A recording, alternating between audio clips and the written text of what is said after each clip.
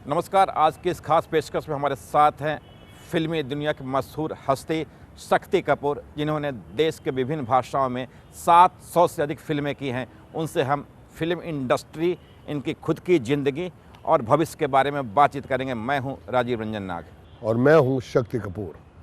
Big boss में आपका लगभग 1 महीने का सफ़र कैसा रहा?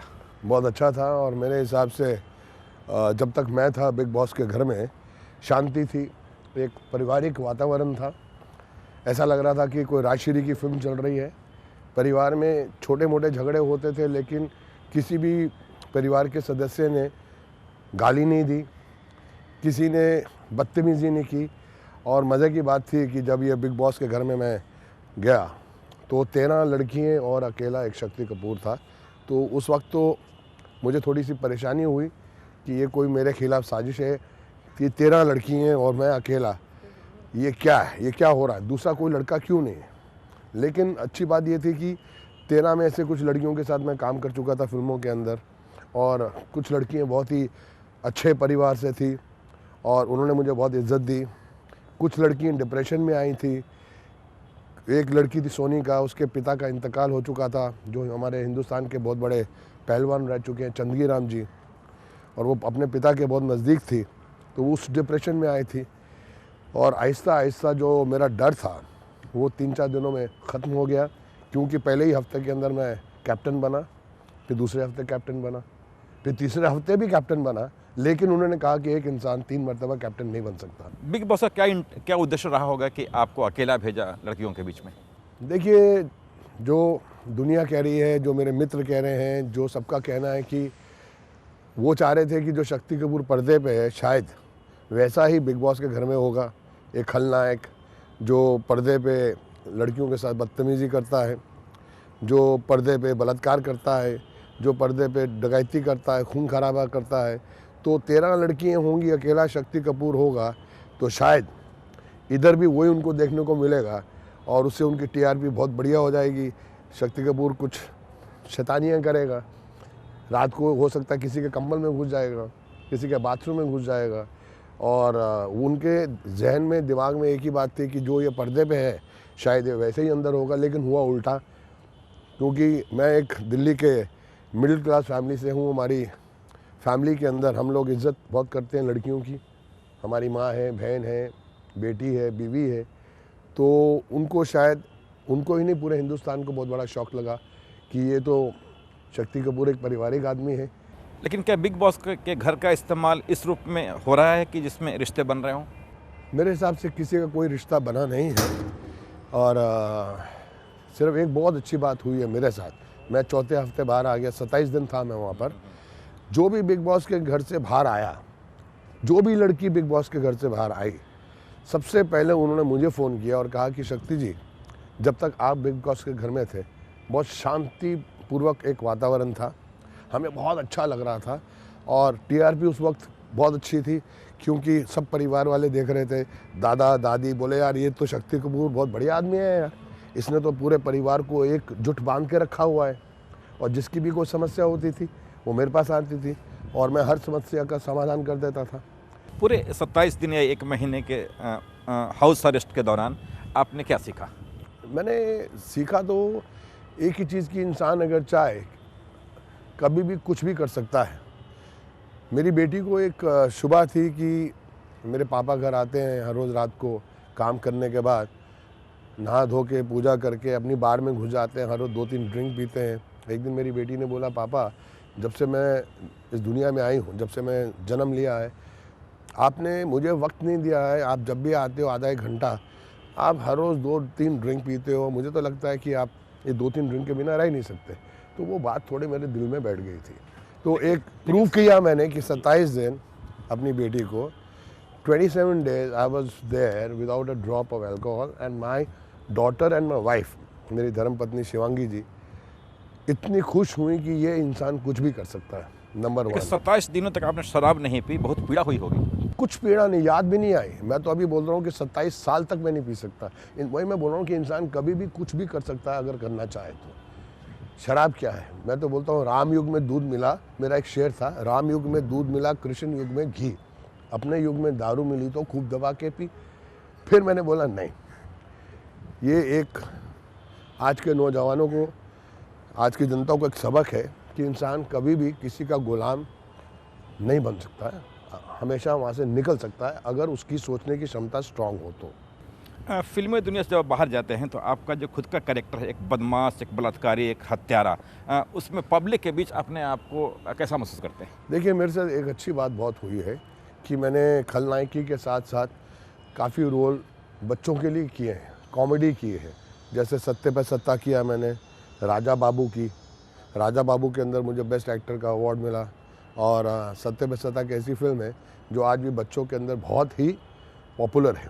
फिर मैंने अंदाज अपना किया, क्राइम मास्टर गोगो, आंखें निकाल के गोटियाँ खेलता हूँ, ये मेरा उसमें तकिया का नाम था। फिर राजा बाबू, नंदू सबका बंधु, और फिर बाप नंबरी बेटा 10 नंबरी। तो हमने हर हिसाब की फिल्में की हैं। तो जनता के अंदर ये नहीं है कि ये एक टिपिकल विलन है। जैसे एक ज़माने में प्राण साहब से लोग बहुत डरते थे, लोग बोलते शक्ति कपूर एक एंटरटेनर है। कभी आपको महसूस हुआ कि अगर आप फिल्म में नहीं होते तो क्या करते? कभी सोचा तो देखिए, फिल्म में आना भी मेरा एक इत्तेफाक है और मैं उस परिवार से बिलोंग करता हूँ जो बिज़नेस में है।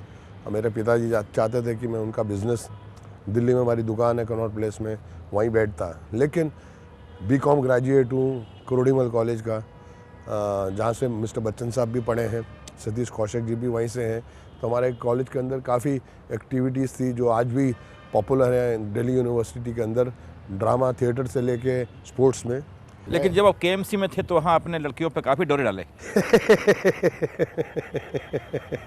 ये लड़कियां घूम फिर के शक्ति कपूर की ज़िंदगी में क्यों आ जाती है? मैं एक ही चीज़ कहता हूँ ये जनता को थोड़ा सा हंसाने के लिए कि भगवान ने सबसे पहले ये दुनिया बनाई, ठीक है साहब, उसके बाद भगवान सो गया, उसके बाद भगवान ने आदमी को बनाया, उसके बाद फिर सो गया, उसके बाद भगवान ने लड़की को बनाया, ना खुद सोया ना हमको सोने दिया। बट क्या कारण है कि लड़कियां आपके आसपास रहना पसंद करती हैं या फिर आप खुद भी? देखिए, मैं तो आपके सामने, जब बिग बॉस के घर में उन्होंने 13 लड़कियां मेरे आसपास डाल दी और पर्चों में, पेपरों में, मीडिया में आने लग गया कि वृंदावन का कृष्ण कन्हैया, सबकी आंखों का तारा, लो जी, Shakti Kapoor surrounded by 13 girls. बहुत बड़ा आर्टिकल था टाइम्स ऑफ इंडिया में कि ये तो अभी क्या होने वाला है, ये जो बिग बॉस ने चाल चली है ये तो दिल थाम के बैठो। ऐसा ही हुआ जिस दिन ओपनिंग हुई, एक लड़की का बैग लेके अंदर जा रहा हूँ, दूसरी का, तीसरी का, चौथी का, मैं 5वां तो कोई लड़का आएगा, 6ठा तो कोई आएगा, 7वां, 8वां, 9वां, 10वां, सब लड़कियाँ। मेरी थोड़े टाइम में नर्वसनेस बहुत बढ़ गई। जिस तरीके से बिग बॉस बातें करते हैं वो लगता नहीं है कि डेमोक्रेसी में बिल्कुल तानाशाही है? मीन्स उन्होंने जो कह दिया वो अंतिम वाक्य है, उस पे आप सवाल नहीं कर सकते, आदेश देते हैं वो।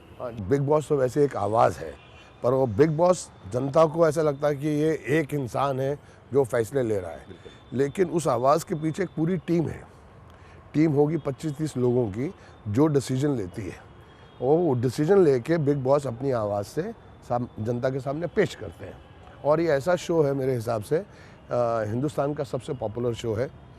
आपकी और गोविंदा की जोड़ी बहुत मशहूर रही है, लेकिन पिछले एक अरसे से आप दोनों साथ नहीं दिख रहे हैं। नहीं, हमने अभी कुछ फिल्में रिलीज़ हुई हमारी। एक तो फिल्म हमने लंदन में की थी, वो फिल्म ज़्यादा चली नहीं, नॉटी एट 40, और एक फिल्म हमारी बनी पड़ी है वो केसी बोगाड़िया जी की है, वो प्रियंका चोपड़ा की one of the earlier films थी, वो अभी रिलीज़ नहीं हुई है। लेकिन मैं हमेशा एक ही बात कहूँगा, जो गोविंदा और शक्ति कपूर और कादर खान, इन तीनों की जो ट्यूनिंग थी और जो है वो बहुत कम कलाकारों में मिलेगी आपको। And always wait for a chance, जब मुझे मौका मिलेगा गोविंदा जी के साथ वापस काम करने। शक्ति जी, फिल्म इंडस्ट्री को लेके एक और जो बातें सामने आती है, ठीक पॉलिटिकल क्षेत्रों की तरह, जिसमें कहा जाता है कि फिल्म इंडस्ट्री में भी वंशवाद है। देखिए, होता क्या है कि ये हर जगह है। अगर एक दुकानदार है वो चाहेगा कि उसकी इस दुनिया से जाने के बाद उसकी औलाद दुकान को संभाले।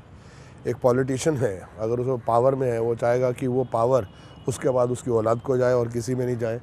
और एक कलाकार है, वो चाहेगा कि फिल्म इंडस्ट्री के अंदर अगर उसका नाम, दौलत, पैसा, मेहनत करके जो उसने कमाई है, वो चीज़ें अपने बच्चों को सिखाए ताकि उसका परिवार, क्योंकि उसी माहौल में है तो उस परिवार के लिए आसान हो जाता है। जैसे मेरी बेटी है श्रद्धा कपूर, उसने पहली फिल्म की 3 पत्ती बच्चन साहब के साथ, दूसरी की यश चोपड़ा जी की लव का दी एंड, अभी और 2 फिल्में वो कर रही है यश जी की। तो मैं तो पहले यश चोपड़ा जी का बहुत आभारी हूँ, आदित्य चोपड़ा का बहुत आभारी हूँ कि मेरी बेटी को इतना बड़ा ब्रेक दिया। मेरा बेटा है सिद्धांत कपूर, उसको संजय गुप्ता जी ने ब्रेक दी है, जनवरी से उसकी शुरू है शूट आउट एट वडाला। उसके बाद एक वो और फिल्म कर रहे हैं तो अनुराग कश्यप की। तो कहने का मतलब ये है कि उसी माहौल में वो घूमते हैं, पार्टियों में जाते हैं, पिता माता के साथ जाते हैं। मेरी साली पद्मनी कोल्हापुरी है, वो भी फिल्म इंडस्ट्री से है। मेरा ससुर पद्रीनाथ कोल्हापुर है, वो संगीतकार मतलब म्यूज़िक टीचर है। और हमारी फैमिली, मेरी बीवी शिवांगी वो भी एक गायक रह चुकी हैं। उसके संबंध लता मंगेशकर जी, आशा भोसले जी, ये सब हमारे रिश्तेदार हैं। मेरी तरफ से नहीं, मेरी धर्मपत्नी की तरफ लेकिन से। आपके बच्चे यदि फिल्म इंडस्ट्री में आए तो सिर्फ क्या ये भी एक कारण था कि उनके फादर एक चर्चित कलाकार थे? नहीं, जैसा आपके बारे में ना, क्योंकि वो फिल्म इंडस्ट्री को जानते हैं, बचपन से पहचानते हैं और उनको मालूम है फिल्म इंडस्ट्री के अंदर कितनी पॉजिटिवनेस है। लोगों को लगता है कि कलाकार बनना आसान काम है, चाहे वो स्टार की औलाद क्यों ना हो।